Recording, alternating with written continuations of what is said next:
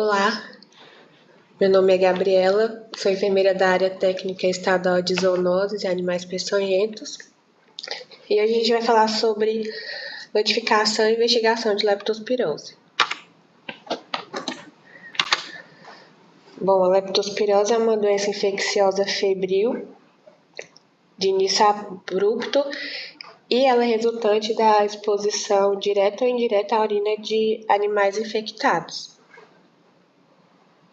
No Brasil é uma doença endêmica, tornando-se epidêmica em período chuvoso, principalmente nas capitais, regiões metropolitanas, devido à aglomeração populacional de baixa renda e também associada às más condições de saneamento básico, que aí é onde pode haver alta infestação de roedores infectados.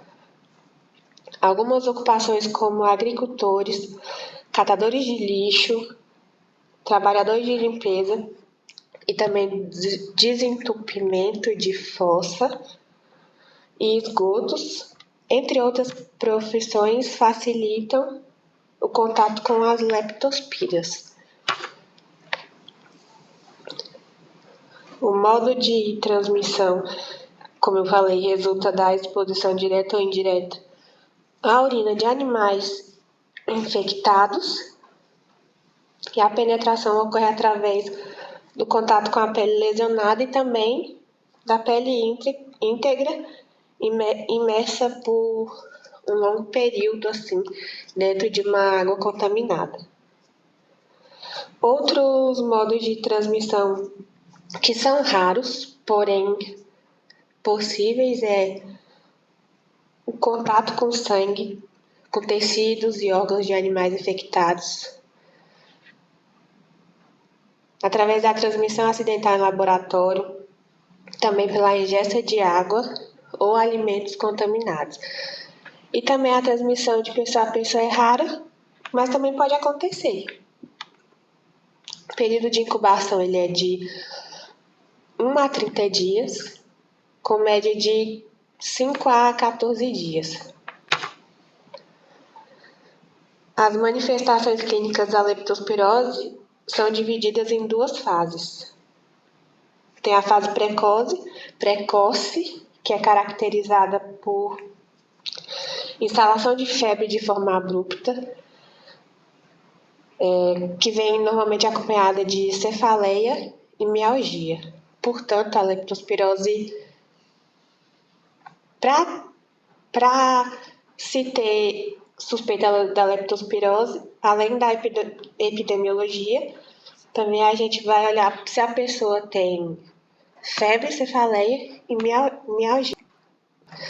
Na fase tardia, que é já na forma grave, a manifestação clássica da leptospirose é a síndrome de Will, que é a tríade icterícia, insuficiência renal e hemorragia.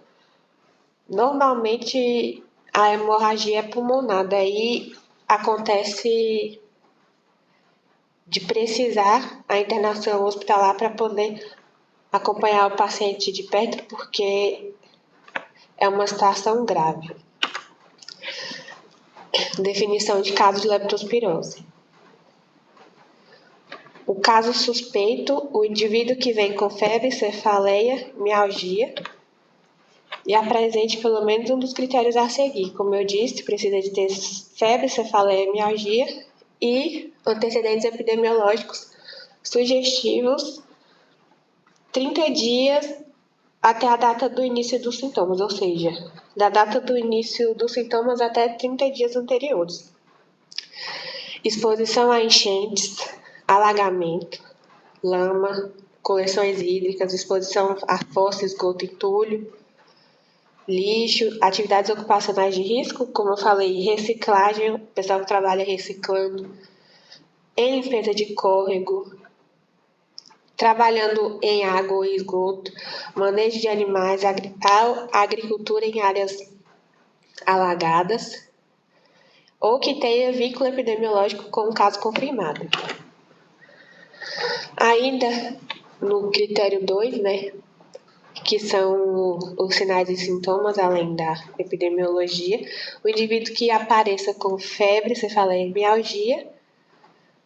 mais a presença de algum desses sinais e sintomas, icterícia, aumento das bilirrubinas, sufusão conjuntival, algum fenômeno hemorrágico ou sinais de insuficiência renal aguda. Caso descartado, ELISA não reagente, com coleta a partir do 7º dia do início dos sintomas,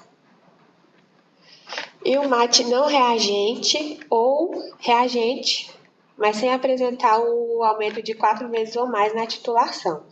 Ou seja, o ELISA não reagente com a amostra coletada a partir do 7º dia do início dos sintomas, ele já descarta o caso. Critério para confirmação de caso, que é clínico laboratorial. Um caso suspeito associado a um ou mais dos seguintes resultados de exame. Um MAT, que é o padrão ouro que vocês podem ver no guia, que eu até coloquei ali de referência. Tá tudo, o que eu falar aqui tá tudo lá. Caso suspeito associado a um ou mais dos seguintes exames, né? A soroconversão, o aumento de 4 vezes ou mais nos títulos, ou caso tenha só uma amostra e não seja possível coletar a segunda, se o título for maior ou igual a 800, também pode confirmar o caso. E caso de óbito e que não foi possível coletar a segunda amostra, faz o PCR, que ele pode ser feito com coleta até o 10º dia do início dos sintomas. Aqui está o fluxograma de atendimento e coleta, que deve ser feita no primeiro atendimento médico. Se a amostra for coletada antes do 7º dia do início dos sintomas, como eu falei, precisa fazer uma segunda amostra, dando reagente, não reagente ou indeterminado. Daí a amostra é enviada ao LACEN, se a segunda amostra der não reagente, já descarta o caso. Se der reagente, ela vai para o MAT. Aí, com a primeira amostra coletada a partir do 7º dia, dando não reagente, já descarta o caso. Se der reagente ou indeterminado, coleta a segunda amostra, envia para o LACEN e é a mesma coisa. Dando a segunda amostra não reagente, o caso é descartado. Se o ELISA der reagente ou indeterminado, o LACEN encaminha as 2 amostras para o MAT. Ali em cima a gente ainda tem falando, esse fluxograma foi feito pela área técnica e a gente está falando ali que todo caso suspeito, se for alguma doença de notificação compulsória, todo mundo sabe que tem que notificar. E iniciar o tratamento logo na suspeita. E se o paciente vier óbito suspeito de leptospirose, informar imediatamente a área técnica. Diagnóstico laboratorial e tratamento. Como eu falei, ele é feito através da coleta de sangue, onde será verificado se há presença de anticorpos para a leptospirose. O método mais comum utilizado é o ELISA. Se a primeira amostra der reagente, a segunda amostra é coletada após 14 dias do início dos sintomas e tem o prazo de ser coletada até 60 dias. Depois de 60 dias já não adianta mais coletar. E a confirmação só é feita através do MAT ou nas situações que eu falei no slide anterior. Em casos graves, a hospitalização é imediata e também o tratamento com antibiótico terapia. E também é feito o tratamento com antibiótico já na suspeita, né? Aqui está a notificação do SINAM. Como eu falei, a leptospirose é uma doença de notificação compulsória. Todo caso suspeito tem que ser notificado. E preencher os dados da da notificação de forma correta e preencher todos os dados possíveis é importante, tanto para a gente quanto para quem vai investigar o caso na atenção básica, por exemplo. Aqui a primeira parte são os dados gerais, tipo de notificação individual, o CID, o nome do agravo, que é leptospirose, município de notificação, no campo 5, no 4, a UF, que é o estado, a data de notificação no campo 3, a unidade de saúde onde foi notificado, a data dos primeiros sintomas, no campo 7, que é importante colocar. Todos os dados são importantes colocar, mas a data dos primeiros sintomas é, assim, dita a condução da suspeita, né? Se está dentro dos 60 dias, ou em questão da coleta, se a amostra foi coletada antes ou depois do início dos sintomas. Aqui são os dados do paciente, do campo 8 ao campo 16, que eu acredito que todos saibam como preencher, que é a entrevista do paciente. Os dados de residência, do campo 17 ao campo 30. E aqui é a parte da investigação em si, né? Que é quando você abre lá o SINAM, tem escrito investigação. Daí tem os antecedentes epidemiológicos, porque, como eu disse no começo, é uma doença que, além dos sinais e sintomas, precisa ter epidemiologia. No campo 31, colocar a data de investigação. 32, a ocupação. No 33, se teve situações de risco nos últimos 30 dias. Água, lama, enchente, fossa, se teve contato diretamente com roedores, etc.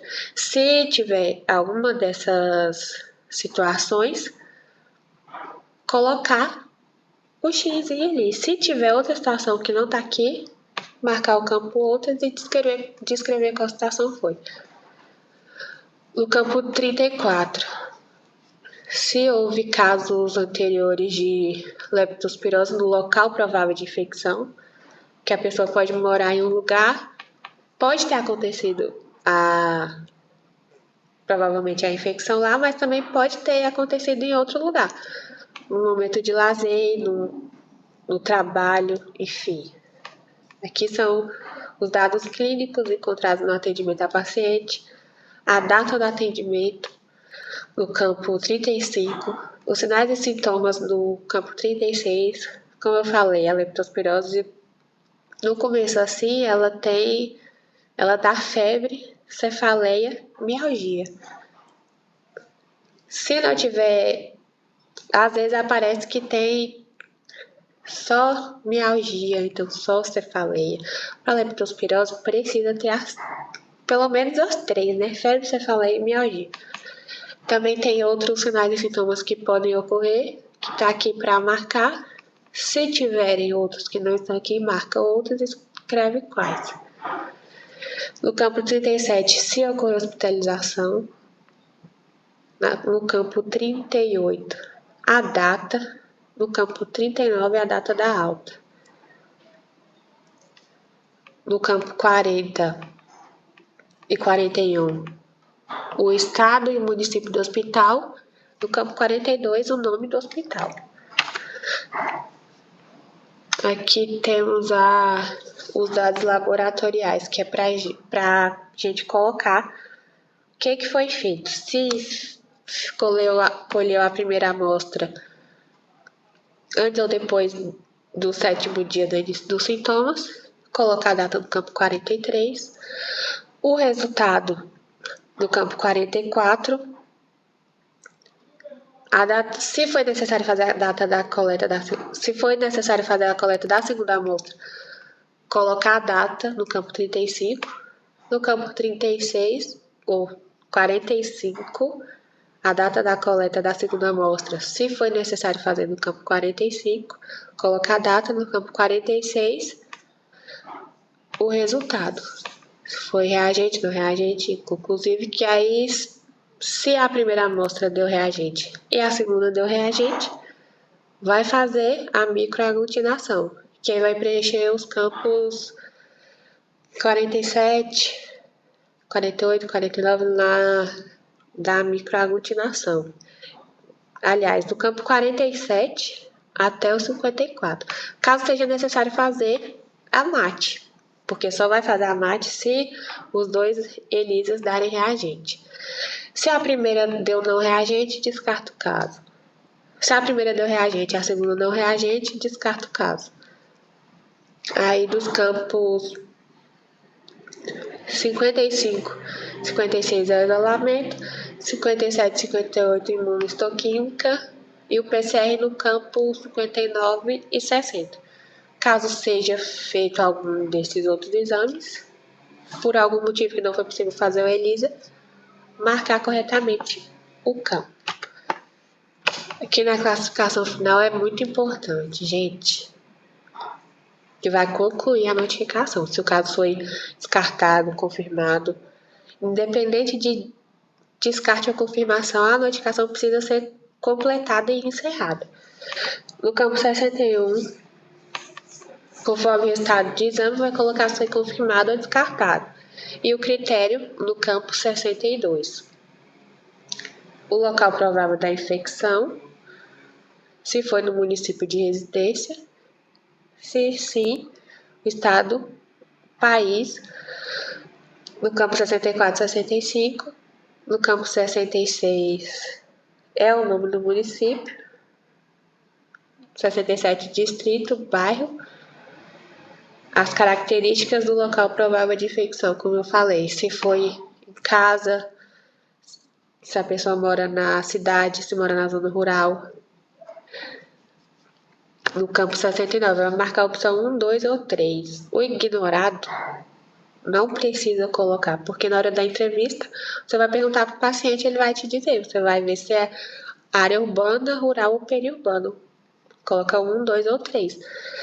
No campo 70, se o ambiente de infecção foi domiciliar, se foi no trabalho, se foi no lazer ou outro lugar. O ignorado não precisa colocar o ignorado. Como eu falei na entrevista, você vai perguntar e você vai descobrir se foi em casa, se foi no trabalho, se foi em momento de lazer ou em outro lugar. Daí você marca o número que é no campo 70. No 71, se a doença é relacionada ao trabalho, sim ou não, e a evolução do caso.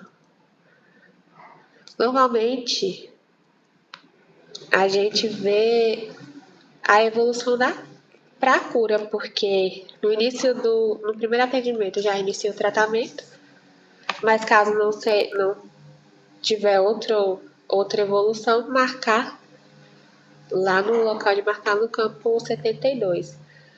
Se ocorreu o óbito, no campo 73, e no campo 74 é para encerrar a notificação. Independente de confirmado ou descartado, a gente tem 60 dias aí para investigar o caso, para coletar exame, para poder encerrar esse caso. É importante encerrar a notificação dentro desses 60 dias. Aqui tem informações complementares que talvez não teve espaço para colocar lá no decorrer da notificação. Se ele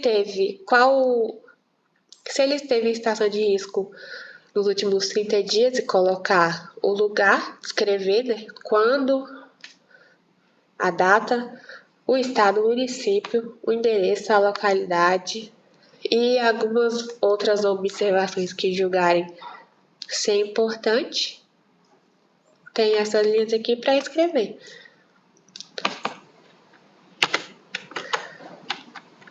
E é isso. Qualquer dúvida pode entrar em contato com a área técnica. O telefone está aí. O e-mail para tratar de leptospirose e outras zoonoses elusonosos.tocantins@gmail.com e a área agradece.